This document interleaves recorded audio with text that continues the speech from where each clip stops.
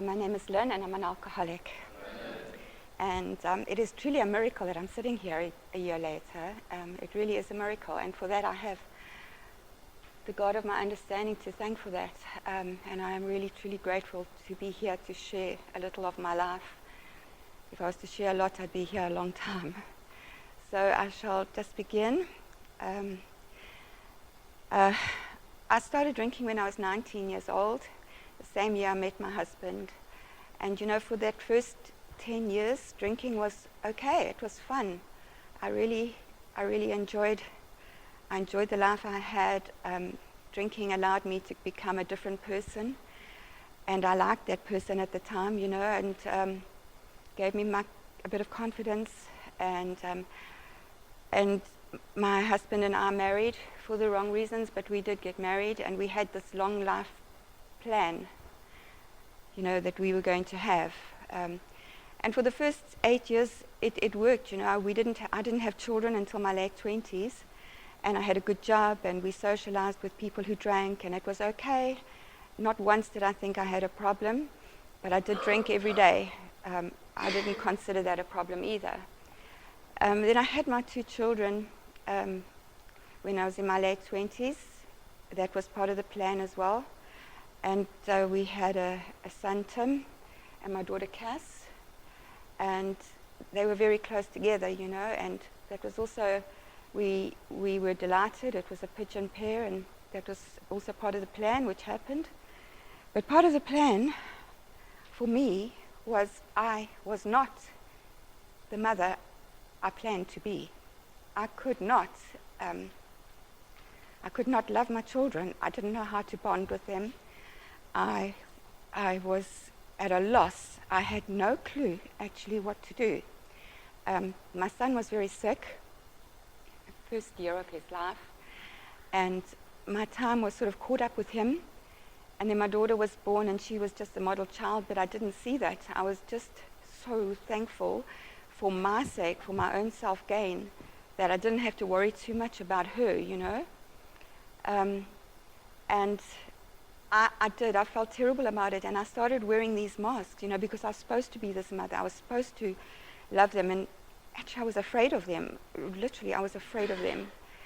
And so I resented them. I was angry that I'd been taken out of this comfort zone with the social life.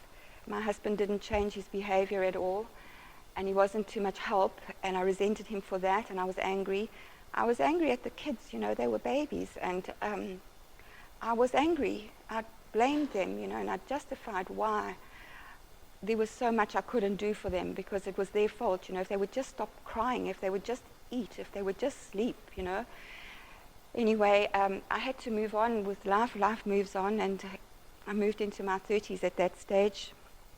I knew I had a problem when I was in my early 30s, because I was now drinking daily during the day, and it was easy because I was a housewife, or trying to be a housewife, and a mother, and trying to be a mother. And it was the way I got through my day. And I needed it, and I needed the alcohol to get through the day. And most of the day, up to a point, I could cope okay with the kids. They were still small, under 3.5, 4 at that stage. And I started to give the kids Stopain syrup at night, so that they would sleep. And I justified that by saying, they need a good night's sleep, and they need to rest. And I was doing it for myself, because I knew I'd had too much to drink already by 4 o'clock in the afternoon. And I knew that when I went to bed, I would be at the pass-out stage. And I needed to have some sort of security that they would sleep through the night. And I used to justify that by saying to myself, I'm only giving them 5 mils each a day. The bottle says that's okay. But the point was that they were not sick. They were not sick, and I was making them sick. I believe totally that addiction and alcoholism is genetic, but I also believe that I gave their disease a kickstart, because I did that for a long time. They went to school, nursery school first. My drinking pattern was the same. coping. It was just a coping mechanism, and masks. I had to start wearing more masks because there were teachers involved and there were in-laws involved and neighbors involved, and I wanted to portray I could do this, but I couldn't. And something strange happened because there was still no nurturing from my side. There was no affection. It was just a job. And then I noticed something, and I thought this was a remarkable blessing. And I took such advantage of this because my daughter started to look after her brother. And she was younger, and she started to fulfill the position that I was supposed to be doing. And I allowed that to happen. I allowed her to take on a responsibility as a kid, as a little child, that she took right through her life with her brother and still does today. And I shirked that responsibility all this time. And she had to grow up missing out a lot of stuff of her own growing up time. And I expected it after a while, I expected her to be there and to do it. And it enabled me to drink what I called a little bit more peacefully, Towards the end of their primary school, my husband, their dad, moved us to Uvongo. This was at the beginning of my 40s. I was drinking now really heavily. It was getting harder and harder for me to hide. I was still drinking openly, but I was drinking a lot more than people thought, or so I thought. He moved us down to the coast. He was a very wealthy man, and a very beautiful home and beautiful everything. And I thought this was absolutely ideal, I thought so at the time. He stayed in Joburg for 4 days of every week and came down for the weekends. But the children missed out on a dad, and that was very difficult because I was not a good mother. I was not a role mother. It was their formative years, and I was enabling them as young teenagers to drink and to smoke and for kids to come from high school and sleep over because I was the cool mom, And I wasn't cool at all. They enabled me to drink, and I enabled them, and I was going to use that, and I did use it for many years afterwards as a type of a blackmail, with their dad. And that was unkind, it was cruel, and it was, again, for self-gain. I instigated an affair with a married man when I was about 40, when I was newly down at the coast. And for a while, that 5-year period, the drinking became a little bit more fun again. It filled this void of loveless home, loveless relationship. It filled that gap for a while. And then after about 5 years, my husband's business collapsed. He was not an honest businessman and very devious, and at some point in time, someone was going to drop him, and they did. And in a matter of a couple of days, our world disintegrated. But I made that all about me, poor me. As a wife, I was supposed to be there to support him, to stand by him, to be the stronger figure in the family, because he fell apart as well, and I wasn't. And that was the point where my suicide started, The children were about 14, 15, and I didn't know how to cope. I don't think ever, except for the first and the last suicide attempt, that they were serious attempts to take my own life. It was an attention-seeking thing. Please, everybody, look at me. Look, I'm so unloved and so mistreated, and it's all my husband's fault, and he did this. I never, ever looked at the bigger picture and saw where my role should be. I mean, even if I didn't reach out for my own recovery, my role as a wife and mother should have been that of support. And my daughter and my son witnessed some suicide attempts that a child should never have to be a part of. And there's no repair for that damage. There isn't. And I cannot ever forget about that. The only thing I have now to live with is that in my recovery, in the living years that I have, that it will get easier for them. But as I say, what they witnessed was not what any child should have to see. So there was a long spate of these suicide attempts. At this point, we moved back to Joburg. The children were left here. They had finished matric now. And my ex-husband put them up in a flat and started a small business for them to run, which was part of his company. But they didn't want to do that. That was not part of their life plan. They were just told to do that. And I don't think they enjoyed 1 minute of it. I think it had a lot to do with their own addiction as time went by.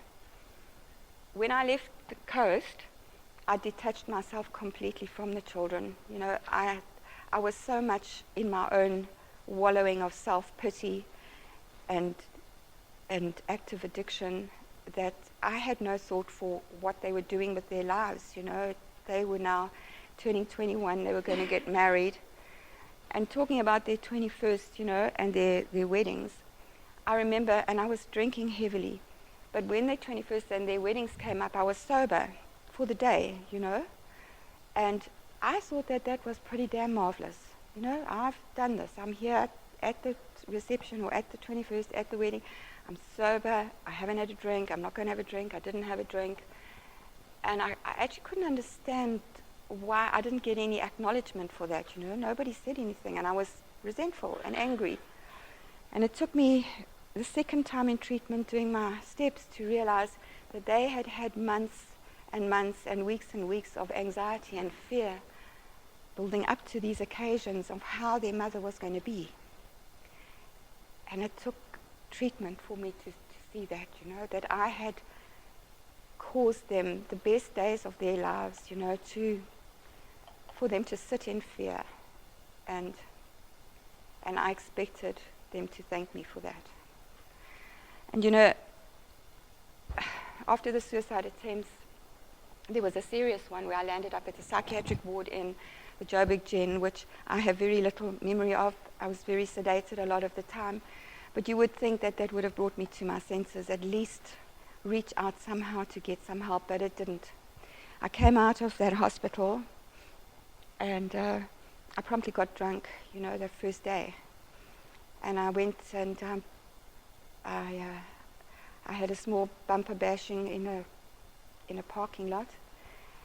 And I realized that, geez, this is really not working. They should have fixed me in that psychiatric ward. What's wrong with them? But anyway, I was still living in this delusional world that I'd lived in all my life. And I thought, okay, well, if they're not going to fix me, then maybe it's time for me to go into treatment. So I phoned Cass, and I said to her, I think I need to come into treatment, Cass. And she said to me, Mom, do you know how long I've been waiting for this call? So anyway, I went into treatment, and I did 3 months in treatment. And I left treatment thinking I was definitely part of this 3%, that are going to make it.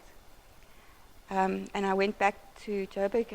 My sponsor at the time had suggested that I do a whole lot of things, leave the family home where I was still living with my ex-husband, to stop working for him. I was still working for him.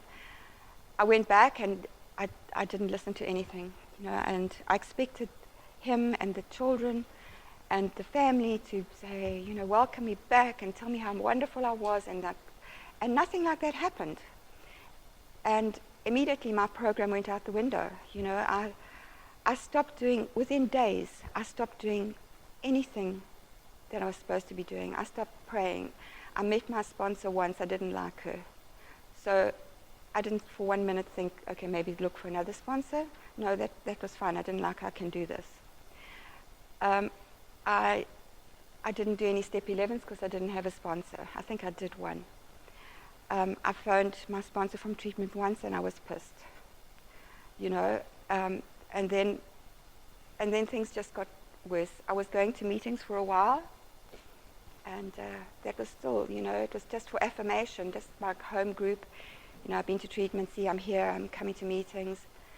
And it was only a short while later, it was on an Easter after the convention, the national convention in Johannesburg, which I was at, on that Sunday I wasn't invited to a family function, and I could not understand why.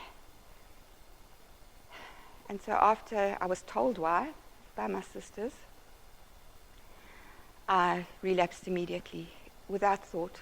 There was no thought of reaching out or asking for help or anything.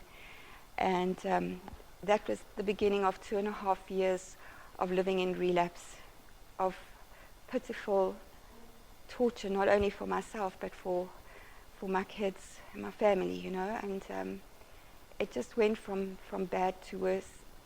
My husband moved out, my ex-husband moved out eventually. He retrenched me from his company. I ran out of UIF. I was trying to run a home on nothing. I had some lodgers move in who were just as sick as me, and so we fed off each other, you know, and it was a very pitiful situation, and that went on for about a year before I moved to Durban, sold the house, and that was my first real God incident that I remember for real, that house was sold within 2 days. And that's when I reached out, and I did at that point ask God. I said, God, help me, please, I don't know what to do. And the thought was to put the house back on the market and try. And the agent had said, Lynn, you're never going to sell this house. We put it on the market on the Friday. It was sold for cash on the Saturday. So, you know, he works in mysterious ways. He got me down, you know, got me down halfway to the house on the hill. And there I spent 15 months of total denial, you know, total, complete denial. I met someone who I fell in love with quite soon, and it was a totally dishonest relationship. I never told him I was an alcoholic.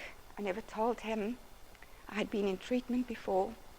I never told him anything that I didn't want him to know. It was a complete dishonest, toxic relationship on my side. So because he didn't know of all those facts, drinking to him was not too bad, you know, and I managed to keep it together on the days that we were together. But these masks were slipping, and my drinking was progressing very, very fast. And then about end of September last year, he came to the flat and found me in a state that I was, you know, a complete drunken mess. Soon after that, I broke off that relationship because I knew it was at an end, and he deserved to move on from me, you know. I knew that as much as I knew anything. And then I went into, I don't know how many days I lost. I lost maybe 3 or 4 days of blackout.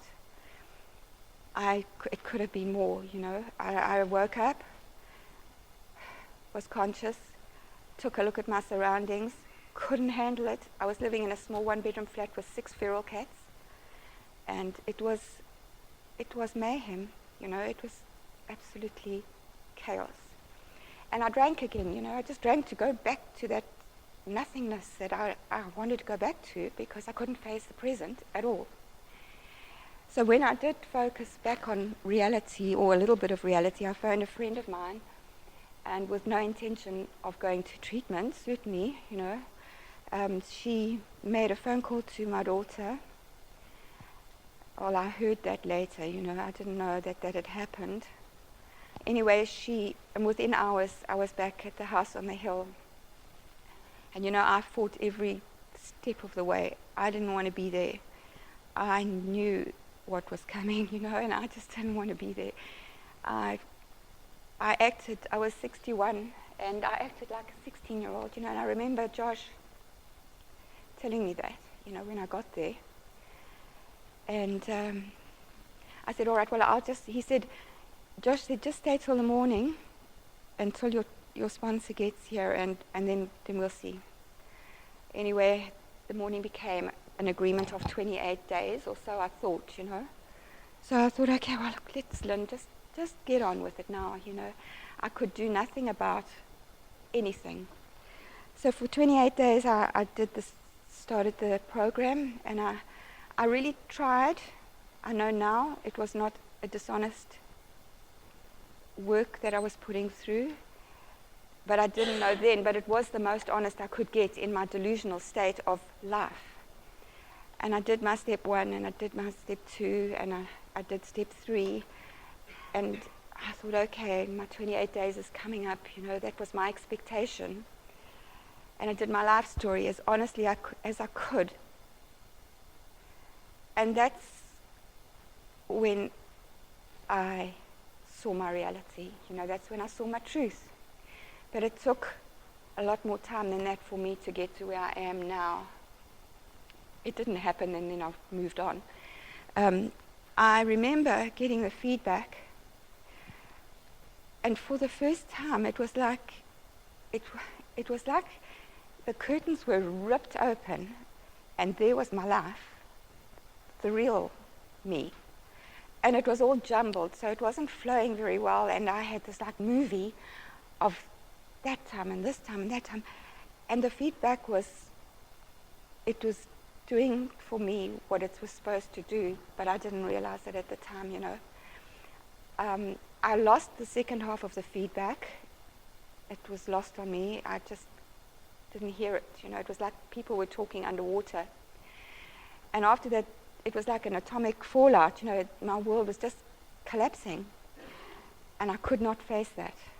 I was too cowardly, too arrogant, too pathetic, too lost to face that. And I decided that I would take my own life, again. Now, that is madness, because I'm stone cold sober. I'm sitting in a treatment center. I've done 28 days of treatment. And this is what I'm planning, I'm contemplating this.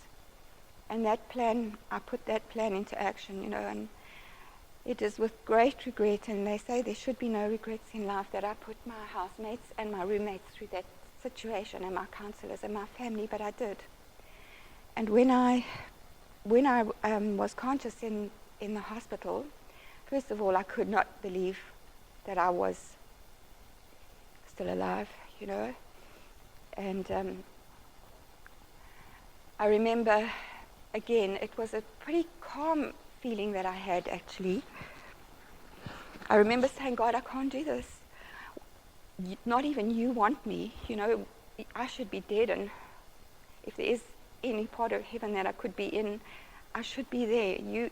You don't even need me, And it was so many, many, many months later that I realized that the reason that I had survived that was because he did need me, and I needed him, but I had to ask first, I had to reach out, and that's what I did.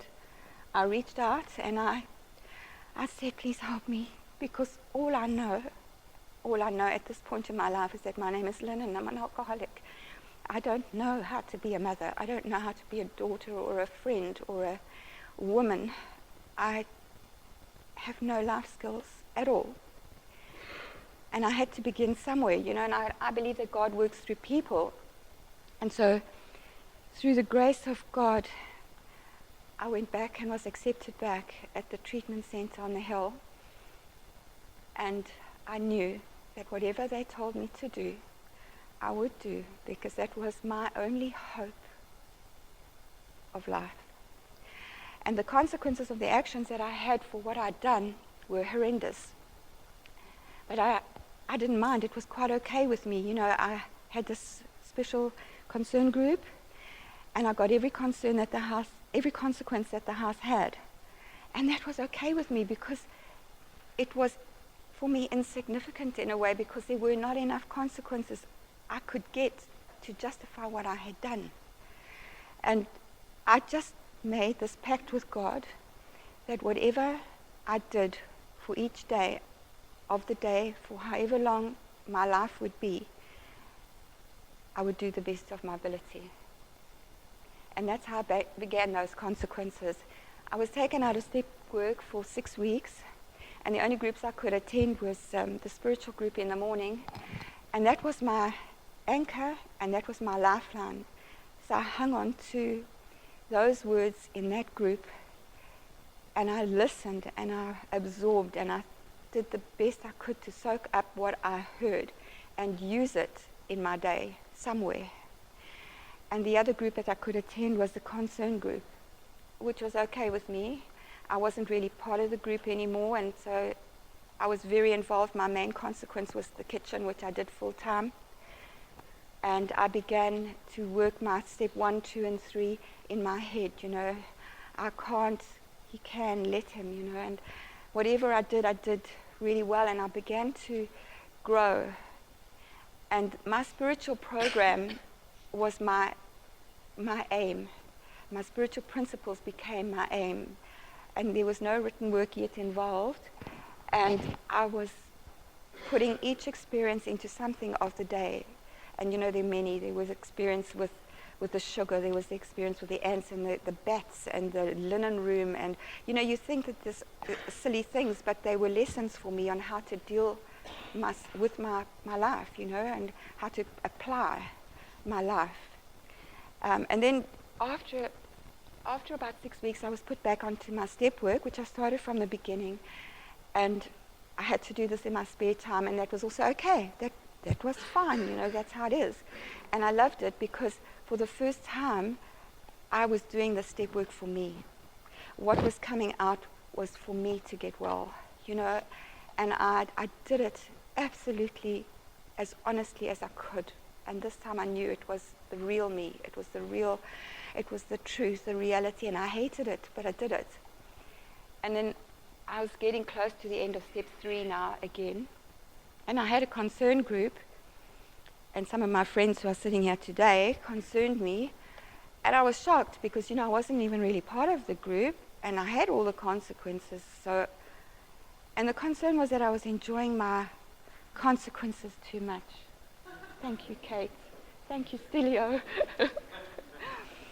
And I was absolutely mortified, I said, okay, fine, then find a consequence now that you can give me, because I'm doing them all. And then my lovely sponsor at the time, she took my consequences away. And I was furious. And that moment showed me how much behavior was a part of my disease. Because in an instant, the fear, the anger, the resentment, the manipulation, the self-pity, all of that was back. I did not want to leave that kitchen. That was my place. I loved it. I belonged there. How dare you? And all those other defects of my character, I had to then say, I've got a little bit of knowledge now. Try and work around this. And I did. And after that, my step 4 was long and tedious and raw, but it was the truth. And that was what was so important to me. I realized that, and it was cleansing for me. I was feeling, you can never say you love a step 4, but for me it was freeing, and that's what I loved about the step 4. It was setting me free. And I got through that, and step 5 was with my sponsor, and it was very daunting. My whole life I had never shared any moment of my truth with anybody. Lots of stuff, lots of stuff, never the truth. I never ever exposed myself before. And it was okay, and that was all right, and this time, and I use this so often for myself, is that window was open again, and instead of seeing the horror of that first section of my treatment, I saw that there was a life out there that was being given back to me, that I had a second chance at this life, and it was a God-given gift, and it was free. It was absolutely priceless. And what I did with that was up to me. I needed to put in that action. And I was still in treatment. I was still going to be in treatment for a long time. And then, step 6 and 7 for me were on paper very easy and very quick. But every day they are my hardest steps because they are sneaky and sly. And no matter how much I am willing and ready to hand them over to God, I've got to put in the action, I've got to work at changing the picture in order to get through, and I still only work at one day at a time. When I have an instance where I know that everything is flaring up, my behavior is erupting and I'm not doing the right thing, I work with that experience only, because God will only give me as much as I can manage for today. And then, out of step 4 and 5, I learned how much of my part was in my past. So all those resentments that I managed to find my part, I had to carry over to my amends in step 8 and 9.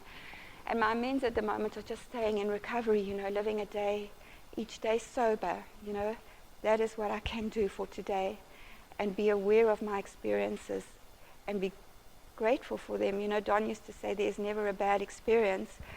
So the good ones, I'm grateful for the good ones, and the bad ones I need to put in action, and I need to work with it. And I need to know that if I don't see an answer, it doesn't matter. In time, in God's time, I might get an answer. Maybe the time is not right. That is my amends at the moment. That's how I deal with it. My sponsor assures me that my direct amends will come in God's time, and they will present themselves to me, and I will be able to deal with them at the time.